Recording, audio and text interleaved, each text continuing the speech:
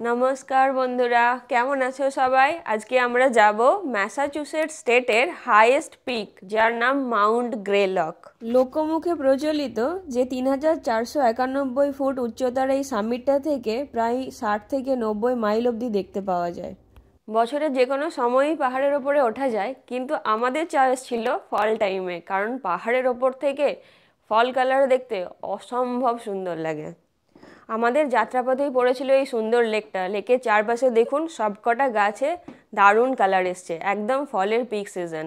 যদিও প্রচণ্ড হাওয়া দিচ্ছিল, তাও আমরা ছবি তোলার লোভ সামলাতে পারিনি। কিছু ছবি টবি তুলে নিয়ে আমরা আবার যাত্রা শুরু করলাম। মাউন্ট গ্রেলক আমাদের বাড়ি থেকে প্রায় 72 মাইল মতো দূরে অবস্থিত, কিন্তু আমরা থেমে থেমে যাওয়ার জন্য আমাদের একটু বেশি সময় লাগে।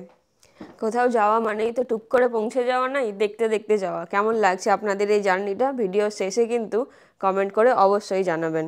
ভালো লাগলে চ্যানেলটি অবশ্যই সাবস্ক্রাইব করবেন। আর যদি কাছাকাছি থাকেন, আপনার পক্ষে ঘোরা সম্ভব হয়, তাহলে মাউন্ট গ্রেলক ফল সিজনে অবশ্যই একবার করে আসবেন। সবকটা পয়েন্টই যেন ফটোজেনিক। যেখানে খুশি মনে হবে রাস্তার ধারে গাড়ি পার্কিং করে এখানে কিছু ফটো সেশন করি।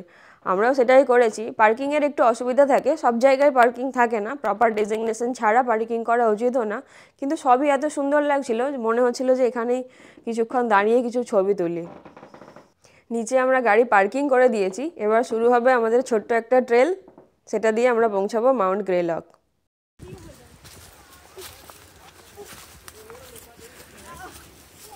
0.4 মাইলের একটা ছোট্ট ট্রেল।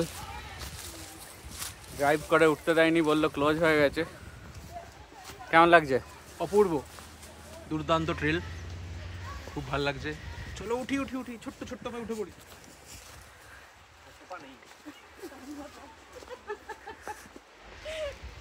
ট্রেলটার নাম অ্যাপালাচিয়ান ট্রেল। এটা পেরিয়ে এলাম, এখন এই দেখুন সামনে ওয়ার মেমোরিয়াল আর সামিট। পৌঁছে গেছি আমরা আমাদের গন্তব্যে।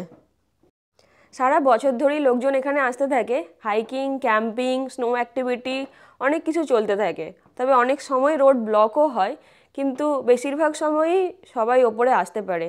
আর নিয়ম অনুযায়ী 10টা থেকে 4টে অবধি খোলা থাকে, কিন্তু যতক্ষণ না সন্ধে হয় ততক্ষণ অবধি লোকজন এখানে থাকতে পারে। গরমকালে যেমন এখানে দেরি করে সন্ধে হয়, তো গরমকালে অনেক দেরি অবধি খোলা থাকে। কিন্তু শীতকালে আবার নিয়মটা একটু পাল্টে যায়, তাই ঠিক টাইম মেনে হয় না, কিন্তু ডন টু ডাস্ক অনুযায়ী সবাই এখানে মোটামুটি থাকতে পারে।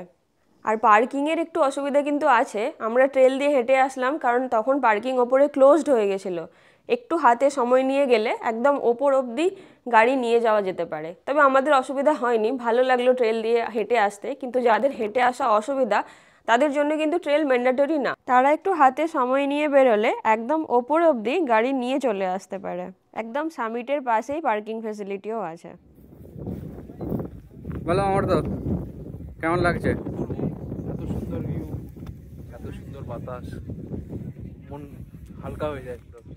দুর্দান্ত। প্রথম ফল তোমাদের সবার সাথে ব্যাপক, জাস্ট ব্যাপক, দুর্দান্ত। সৌরভ, কেমন লাগলো? আমরা ভাই কেমন লাগলো? চরম। ভালো করে বল একটু। হুম, এত ভালো লাগলো যে বলতে পারছি না কিছু। এখন আমরা এখান থেকে দাঁড়িয়ে 5টা স্টেট দেখতে পাচ্ছি: Massachusetts, new York, Vermont, Connecticut, new Hampshire.